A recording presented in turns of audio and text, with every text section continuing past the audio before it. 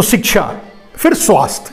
आप देख रहे हैं अब फिर वही बात आती है कि जो 80 करोड़ देश की जनता 5 किलो अनाज के लिए लाइन में लगती है, अगर उसके घर में कोई हार्ट अटैक होता होगा तो क्या वो हॉस्पिटल भी ले जा सकती है? उसका बच्चा अगर बीमार होता होगा तो क्या वो हॉस्पिटल ले जाता होगा? गांव के किसी छोटे मोटे डॉक्टर से सुई इंजेक्शन गोली लेकर दे देता हो, शायद इससे ज्यादा तो कुछ नहीं करता होगा। तो कहने का अर्थ यह है स्वास्थ्य, और स्वास्थ्य की दुर्दशा भी प्राइवेटाइजेशन के जरिए है। हॉस्पिटल्स है, ऐसा नहीं कि हॉस्पिटल्स नहीं है। आपके पास पैसा है तो हॉस्पिटल में डाकू बैठे हुए हैं, जैसे चक्कू छुरी बंदूक लेकर के रोड पर डकैत बैठते हैं, ठीक उसी तरह से हॉस्पिटलों के अंदर डाकू बैठे हुए हैं चक्कू छुरी लेकर के। बड़ी सभ्यता से अगर आपके पास पैसा है तो आपके लूटने के चांस है, नहीं हो तो आपके लिए गेट ही नहीं खुलेगा। एक आम आदमी जो 5 किलो का अनाज मुफ्त में लेने के लिए लाइन लगाता होगा, वो अपने बच्चे को लेकर अपोलो हॉस्पिटल जाएगा या किसी और ऐसे बड़े हॉस्पिटलों में जाएगा? कल्पना कर सकते हो? नहीं जाएगा। जाएगा तो गेट से ही भगा दिया जाएगा, उसको देखकर ही समझ जाएंगे कि इसके पास पैसा नहीं, भगाओ, नहीं तो जाने नहीं देंगे, गेट वॉचमैन ही अंदर नहीं जाने देगा। तो वो छोटे मोटे गवर्नमेंट के हॉस्पिटल्स जो मरे पड़े हैं, थोड़े बहुत जिंदा हैं, वहां जाएगा, थोड़ा बहुत इलाज जो हो सकेगा होगा, जीना होगा जिएगा, मरेगा मर जाएगा। तो स्वास्थ्य के क्षेत्र में भी प्राइवेटाइजेशन को जोर दिया जा रहा। वैसे मैंने कहा कि प्राइवेटाइजेशन नरेंद्र मोदी का फेवरेट विषय है, पागल हो चुके हैं प्राइवेटाइजेशन के लिए।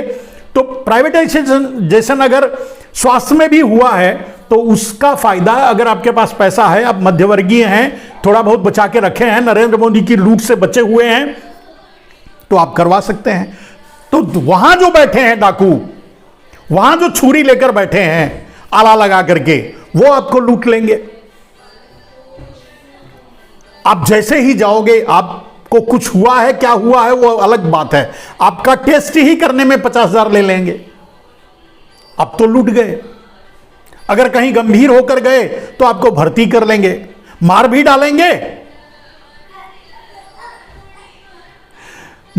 डालेंगे, और पैसा भी वसूल लेंगे। तब तक नहीं छोड़ेंगे जब तक आप पैसा नहीं दे दोगे। थोड़ी बहुत बचत है तो वहां दे दो, लूट जाओ। यानी प्राइवेटाइजेशन, जिस स्वास्थ्य को हर एक लोकतांत्रिक देश के नाते भारत के हर नागरिक का यह फंडामेंटल राइट्स है, उसका अधिकार है कि उसे स्वास्थ्य शिक्षा मुफ्त में मिलनी चाहिए,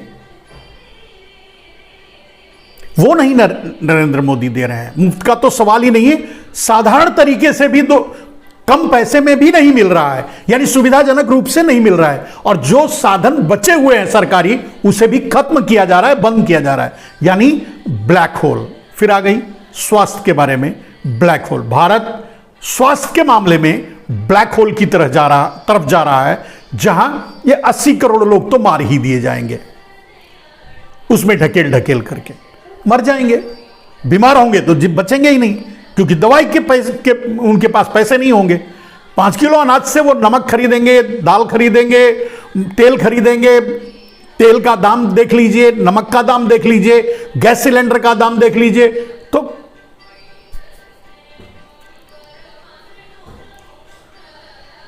शिक्षा और स्वास्थ्य। अब आते हैं न्याय की बात।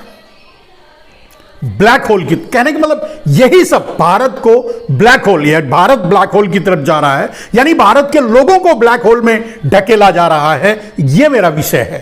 तो अब रह गई न्याय की बात। आपके ऊपर एक फर्जी केस लगा दिया जाएगा, आपको जमानत करने में, अगर आप सजा कानूनन अगर आप अधिकारी हैं, आपको लगता है आप के ऊपर ऐसे चार्ज नहीं लगाए गए हैं, निरपराध की बात मैं कर रहा हूं, आपके ऊपर ऐसे चार्ज नहीं लगाए गए हैं कि आप 10-20 साल के लिए जेल में जाओ, तो फिर आपको जमानत मिलेगी। लेकिन आप उस प्रक्रिया में गुजरते गुजरते 2-3 लाख रुपए तो खर्च हो जाएंगे। वकील की फीस, भाग दौड़, यानी न्याय भी आपके लिए अवेलेबल नहीं है। और वो 80 करोड़ लोग जो 5 किलो अनाज के लिए लाइन में खड़े होते हैं, क्या वो न्याय के लिए न्यायालय के दरवाजे खटखटा पाएंगे? क्या वो साधारण सिविल कोर्ट, सिटी जज या साधारण अदालतों से आगे बढ़ करके अगर वहां न्याय नहीं मिला, चलिए तो हाई कोर्ट या सुप्रीम कोर्ट जा पाएंगे? 5 किलो की लाइन में लग करके 5 किलो अनाज लेने वाला, मुफ्त में अनाज लेने वाला आदमी की हैसियत क्या होगी कि वो अपने न्यायिक प्रक्रिया के लिए वो हाई कोर्ट तक जा पाएगा, सुप्रीम कोर्ट तक जा पाएगा? सवाल ही नहीं उठता। यानी न्याय के दरवाजे बंद हैं। यानी 80 करोड़ लोगों के लिए न्याय के भी दरवाजे बंद हैं।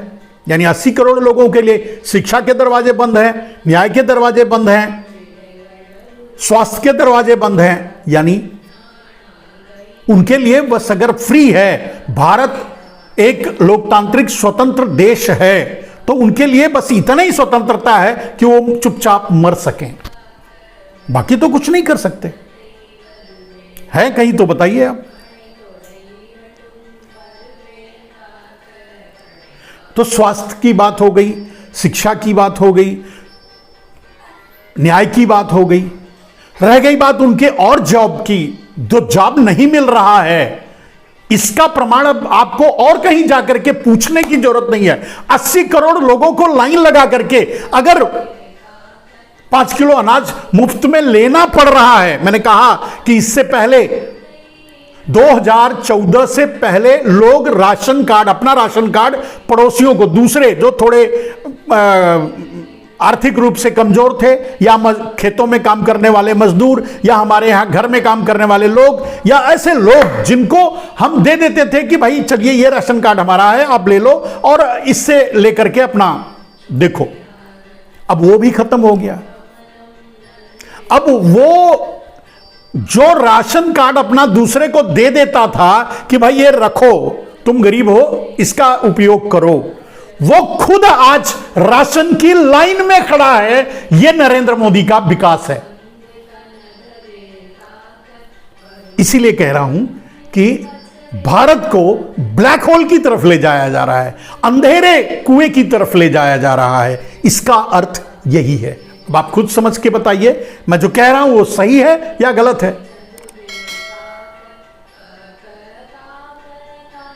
हो गया शिक्षा की बात, स्वास्थ्य की बात, रोजगार की बात। रोजगार, मैंने कहा कि 16 करोड़ लोगों का रोजगार छीन लिया। 16 करोड़, 2 करोड़ हर साल, यानी 8 साल हो गया। 16 करोड़ लोगों को रोजगार देने का वादा करके नरेंद्र मोदी सरकार बनाए थे 2 बार। 16 करोड़ लोगों को रोजगार तो नहीं दिया, 16 करोड़ लोगों को का रोजगार छीन लिया। अब वो 16 करोड़ लोग 5 किलो की लाइन में खड़े होकर के मुफ्त का अनाज का इंतजार कर रहे हैं। हर महीने मंदिर जाकर के, उनके पास तो और बहुत ज्यादा कुछ नहीं होता होगा, हाथ जोड़कर आते होंगे, या मंदिर जाकर अगरबत्ती जो चढ़ा ही देते होंगे, मान लीजिए चढ़ाते होंगे तो अगरबत्ती से ज्यादा आगे बढ़ नहीं सकते, तो अगरबत्ती चढ़ाकर ये प्रार्थना करते होंगे कि उन्हें इस महीने का 5 किलो अनाज मिल जाए।